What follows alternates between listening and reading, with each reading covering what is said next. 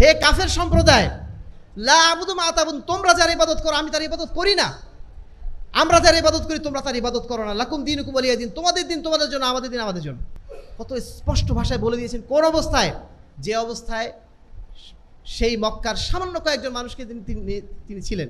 আর আজকে আমরা এত সংখ্যক মুসলমান নিয়ে আজকে সমাজে বিরাজ করছি, অথচ আমাদের মধ্যে ভয় কাটছে না।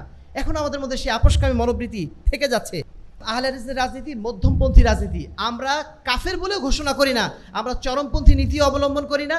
আমরা নসিহতের মাধ্যম দিয়ে সমাজটা পরিবর্তন করতে চাই। আবার প্রচলিত রাজনীতির সাথে আমরা কখনো আপোষ করেও চলি না। আমরা স্পষ্ট ভাষায় ঘোষণা দিয়ে দিয়েছি যে এই রাজনীতি অবশ্যই শিরকি রাজনীতি, এই রাজনীতি কুফরি রাজনীতি।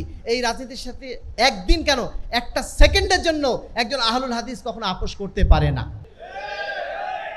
আহলে হাদিসরা এদেশের বুকে ক্ষমতা অর্জনের রাজনীতি করে না।